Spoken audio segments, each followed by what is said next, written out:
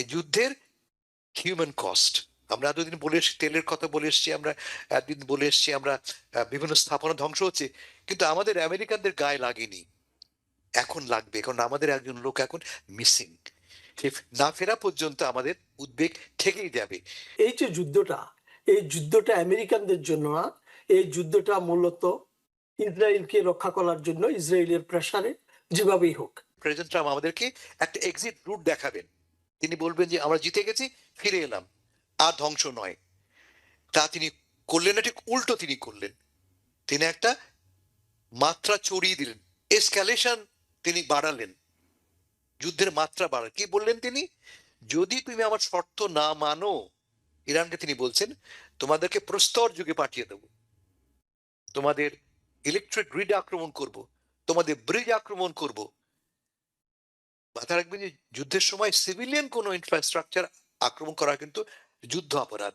Personal যে commitment জাতির প্রতি, দেশের প্রতি এবং নিজস্ব লোকজনের প্রতি, ওনার কিন্তু সেই কমিটমেন্টটা নাই। আমরা একটি বক্তব্য শুনলাম প্রেসিডেন্ট ট্রাম্পের, অনেকে, আমি সূচনাতেই বেশ কিছু কথা বলেছি। আমি আপনার কাছে যেটি জানতে চাই, প্রথম কথা হচ্ছে আপনার রিয়াকশন শুনবো আমি, এবং আসলে এটির উল্লেখযোগ্য কয়েকটি বিষয় কি পেলাম না পেলাম সেটিও আমি আপনার কাছে শুনতে চাবো। আমাদেরকে একটু একটু সময় নিয়ে খুলে বলবেন প্লিজ। আমি অনেক ধন্যবাদ আপনাকে জয়নুল ভাই।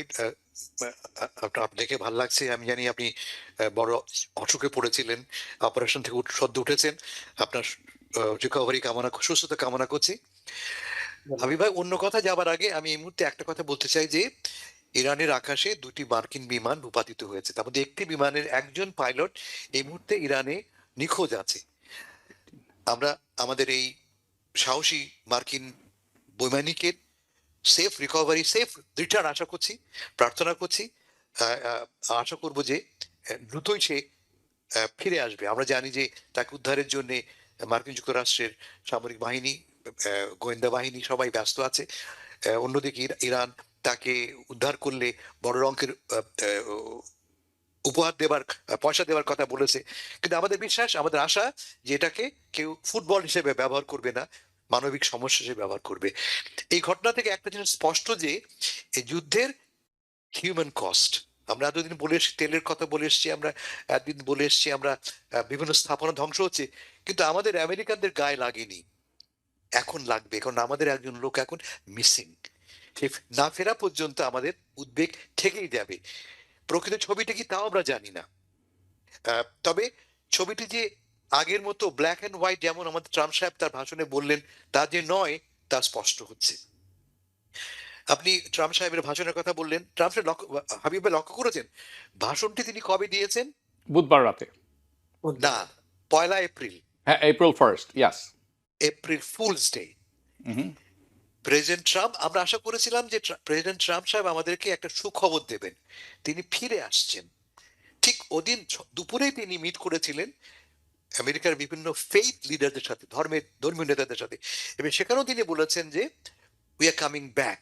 বলে আমি অন্তপক্ষে এই ভেবে আশান্বিত হয়েছিলাম যে প্রেসিডেন্ট ট্রাম্প আমাদেরকে একটা এক্সিট রুট দেখাবেন। তিনি বলবেন যে আমরা জিতে গেছি, ফিরে এলাম, আর ধ্বংস নয়। তা তিনি করলেন না, ঠিক উল্টো তিনি করলেন। তিনি একটা মাত্রা চড়িয়ে দিলেন, এসক্যালেশন তিনি বাড়ালেন, যুদ্ধের মাত্রা বাড়ালেন। কি বললেন তিনি? যদি তুমি আমার শর্ত না মানো, ইরানকে তিনি বলছেন, তোমাদেরকে প্রস্তর যুগে পাঠিয়ে দেবো, তোমাদের ইলেকট্রিক গ্রিড আক্রমণ করব, তোমাদের ব্রিজ আক্রমণ করব। মাথায় রাখবেন যে যুদ্ধের সময় সিভিলিয়ান কোনো ইনফ্রাস্ট্রাকচার আক্রমণ করা কিন্তু যুদ্ধ অপরাধ। আমাদের প্রেসিডেন্ট স্পষ্টভাবেই বললেন তিনি এগুলি করবেন, এবং করেছেনও। কিন্তু তার একদিন পরে আমরা দেখলাম আমরা ইরানের সবচেয়ে বড় ব্রিজটিকে আঘাত আনা হলো। আবারও বলি, আমরা আন্তর্জাতিক আইনের ভাষায়, আইনের হিসাবে সিভিলিয়ান যে কোনো ইনফ্রাস্ট্রাকচার, সিভিলিয়ান যে কোনো লক্ষ্যবস্তুকে আক্রমণ করাটা ওয়ার ক্রাইম, এবং আমাদের প্রেসিডেন্ট প্রকাশ্যেই বলছেন যে তিনি এই ক্রাইমটা করবেন। আমরা এর আগে কি দেখেছি? যুদ্ধের প্রথম দিনে দেখেছি আমরা তেহরানের একটি মেয়েদের স্কুলে 160 জনের মতো মেয়ে শিশু মারা গেছে, শিক্ষক মারা গেছে। তার জন্য কিন্তু এই আমাদের দেশে কেউই একবারও সরি বলেনি, কেউ বলেনি যে কাজটা ভুল হয়েছে বা কাজটা করা ঠিক হয়নি। আমরা খোলামেলাভাবে, আমার ভাষায়, একটা অপরাধ করে চলেছি আমরা। আমরা মেনে নিচ্ছি যে ইরান একটা জেনুইন থ্রেট। যদি মেনেও নেই আমরা এই কথাটাকে, এই থ্রেট থেকে কি করে বেরোবো সে কথা না ভেবে আমরা আমাদের যুদ্ধের তাপমাত্রা বাড়াচ্ছি, বাড়িয়েই চলেছি। ট্রাম্প কতখানি লোভী, বিশ্ব গোল্লায় যাক, $1.5 ট্রিলিয়ন আমার পকেটে থাকতে হবে। যুদ্ধটা হচ্ছে এই কারণে, রাইট?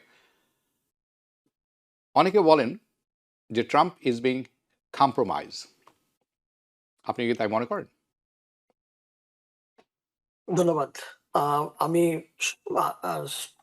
TVN24 দর্শক শ্রোতাদেরকে ধন্যবাদ জানাচ্ছি, এবং আপনারা জানেন যেটা হাসান ভাই মেনশন করেছেন যে আমি সম্প্রতিকালে একটা দুর্ঘটনা থেকে আল্লাহ রক্ষা করেছেন।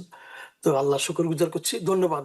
বিশেষ করে যে কথাটি বললেন যে আমাদের প্রেসিডেন্ট সাহেব প্রথম যখন এই যুদ্ধে প্রথমত জড়িয়ে যান, আমরা দেখেছি যে প্রেসিডেন্ট, ওনার যুদ্ধকালীন মন্ত্রী পিট হ্যাকসেট এবং পররাষ্ট্র সচিব যিনি আছেন মার্কো রুবিও, তিন ধরনের বক্তব্য কিন্তু জাতির সামনে তুলে ধরছেন।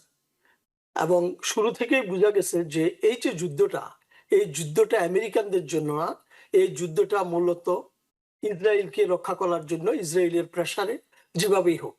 তো এই শুরু থেকেই এটাতে একটা ডিসওরিয়েন্টেড এবং এই যুদ্ধ থেকে পরিত্রাণের অথবা যুদ্ধের যে একটা স্বাভাবিক প্ল্যান থাকে, এবং যুদ্ধকালীন সময়ে অথবা তার আগে যাদের সাথে যুদ্ধ করতে হবে, যেমন ইরানকে এখানে দারুণ ভাবে আন্ডার এস্টিমেট করা হয়েছে। ইরান 1979 সন থেকে প্রস্তুতি নিচ্ছে, এবং তারা বুঝতে পেরেছিল যে একদিন আমেরিকা তাদের উপর চড়াও হবে, এবং টুডে অর টুমরো ইসরায়েলের প্ররোচনায় আমেরিকার সাথে ইসরায়েলকে যুদ্ধ করতে হবে, মানে ইরানকে যুদ্ধ করতে হবে। তারই একটা প্রতিশ্রুতি, তারই একটা নমুনা আমরা ইতিমধ্যে দেখতে পাচ্ছি। তো যে বিষয়গুলো একজন কমান্ডার ইন চিফ হিসাবে উনি আমাদেরকে বা জাতিকে আশ্বস্ত করতে চেয়েছেন যে আমরা উই আর উইনিং বিগ, এবং ইজ দ্য ওয়ান যে 2015 সনে যে বারাক ওবামার সাথে যে চুক্তিটা ছিল 1.7 বিলিয়ন বারাক ওবামা ইরানকে দিয়েছিল, it was a wrong decision, he reverse that, he is taking all kind of credit. On the other hand, আপনি যেটা একটু আগে মেনশন করলেন, পার্সোনাল যে কমিটমেন্ট জাতির প্রতি, দেশের প্রতি এবং নিজস্ব লোকজনের প্রতি, ওনার কিন্তু সেই কমিটমেন্টটা নাই।